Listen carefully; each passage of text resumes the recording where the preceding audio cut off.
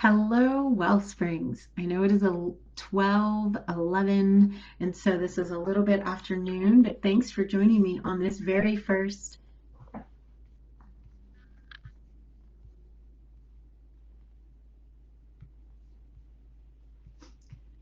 Facebook is messing with me, but thanks for joining me on this very first Tarot Tuesday. Yay! So I'm Beth Monholland, your intern minister, and why are we doing Tarot Tuesdays? Well, one, I love alliteration, and so it just made sense. But two, I'm hoping in my time with you as your intern minister to really explore spiritual practices, ones that help you throughout your day, to share mine in hopes that they might inspire you, you inspire me. It's a two-way conversation, yeah.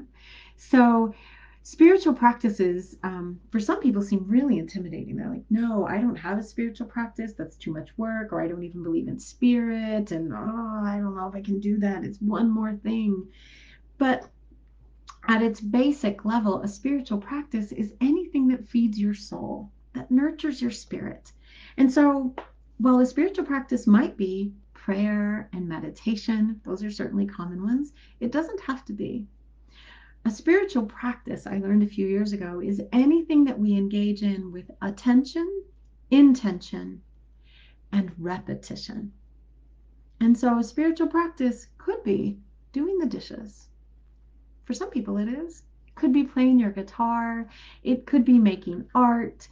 And so you don't have to think of it as something new you have to add onto your life. It can be looking at what you're already doing that actually brings you a little bit of joy or peace or centeredness. And how can you enter that more fully with intention, attention, and then repetition? For me, I know that when I started thinking about my spiritual practices a few years ago, as I started a more deeply intentional spiritual journey that led me to answer a call to ministry, that led me to be here with you. What I really needed was a practice that was going to help me to do mind, body, and spirit integration. I had, for quite a few years, really given into the Western cultural pressure of compartmentalizing my life. And perhaps you had the same experience of saying, here's my mind, my body, my spirit, and really I'm going to pay more attention to my mind and privilege the intellect the way my culture tells me to. And my body and my spirit, they're going to take back seat. Well, that took a toll on my health.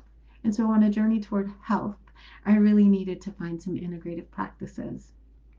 And I found tarot, which is something I had been doing sporadically for like 2 decades, really actually for me became an integrative practice that I could commit to daily. There's the repetition, and that I could enter with intention and my attention.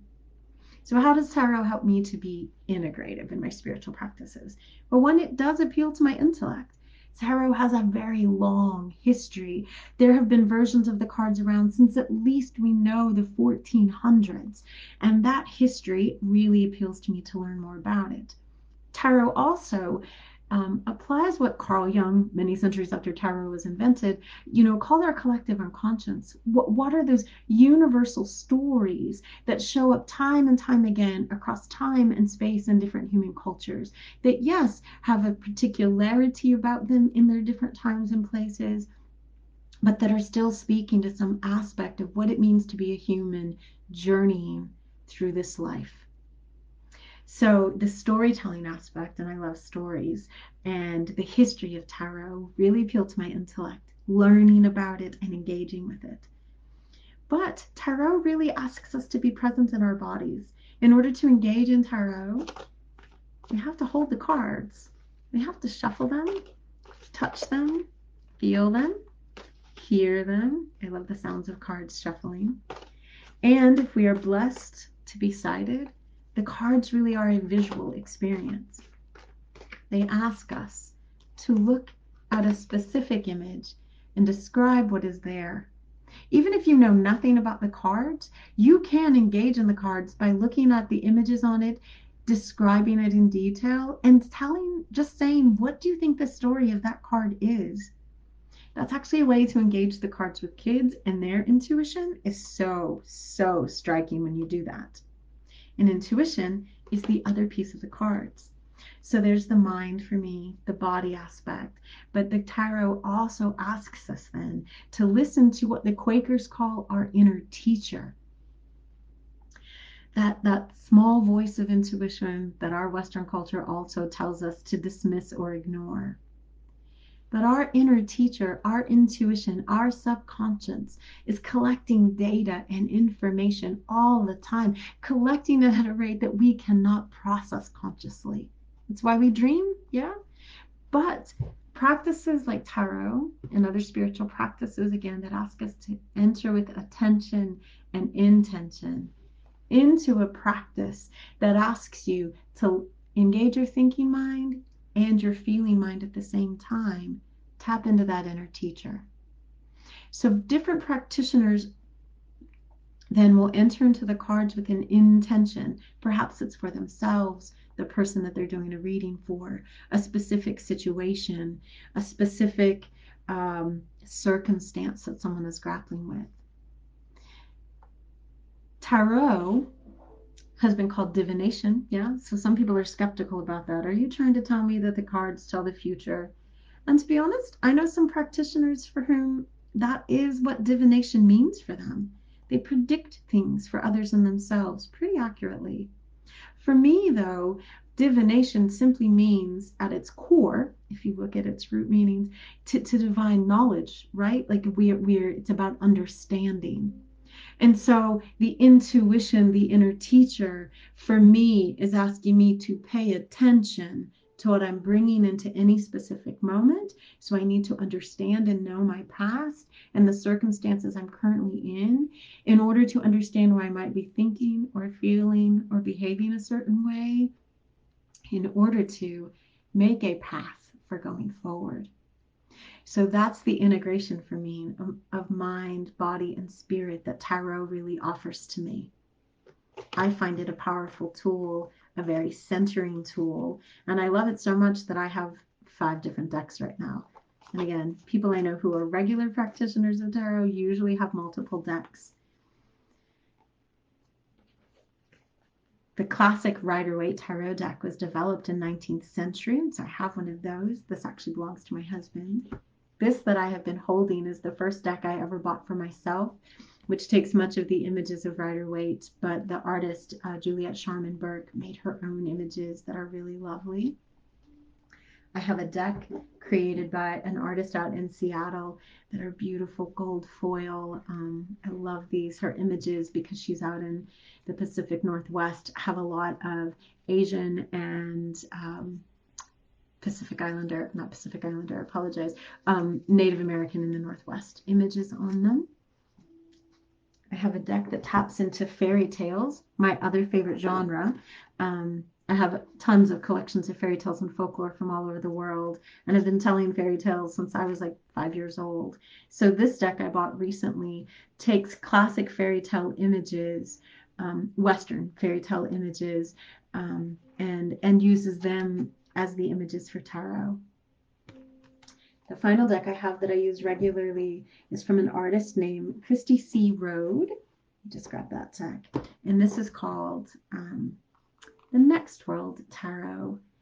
And Christy Rode, they created images that depart completely from the traditional Western images and instead really imagine a radical world.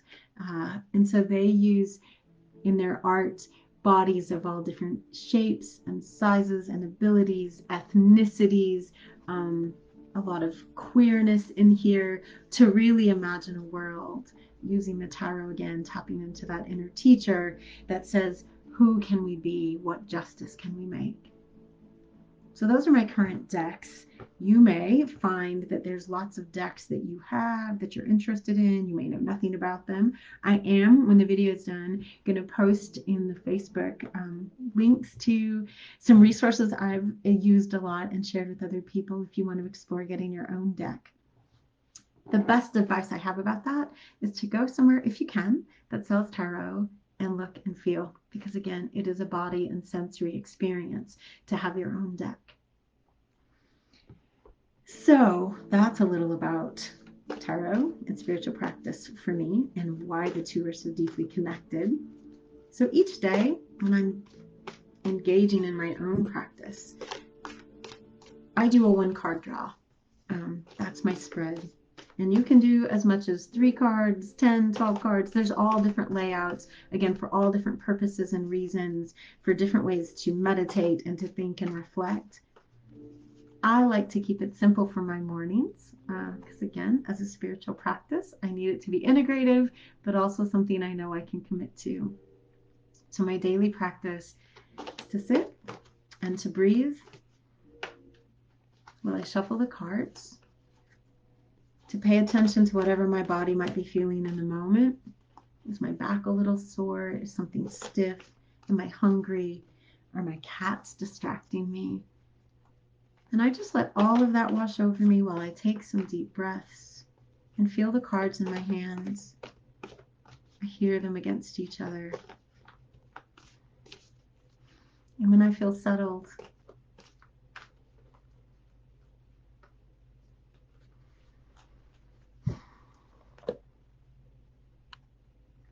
I lay my cards down and I take a breath to set an intention for the day.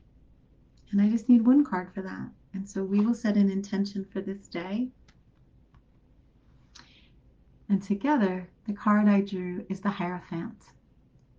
Hierophant is a really old-fashioned word for teacher. And so you see in this image, which is again drawn from classical Western, almost Greek mythology imagery, a learned, wise old man sitting, teaching, perhaps like Aristotle. The teacher is a great card for thinking about what teachers do I need in this day? Is there someone who's going to need me to be their teacher for some reason, like maybe for a Tarot Tuesday? And what do I need to, again, pay attention to? So the teaching can be an actual person. It can be a class or a topic you want to dive into. But an intention for this day, for me, is to think about what wisdom I might be able to share, but also what wisdom I need to seek from others as I'm journeying through my day. Now, I'm a grad student, so I'm constantly seeking wisdom. I'm an intern minister, so I'm constantly seeking wisdom. But whatever you might need in your day, I hope you find the teacher that helps you to center into your body, that helps you to commit to spiritual practice, and that nourishes your soul. I'll be with you again next Tuesday for more Tuesday Tarot. I'm going to teach you a little bit more about the cards, the major and minor arcana, the 4 different suits, and do another reading for you. Thanks so much for being with me, everybody. I'm so excited to be on this journey with you. Have a great day and be and find the teacher that you need.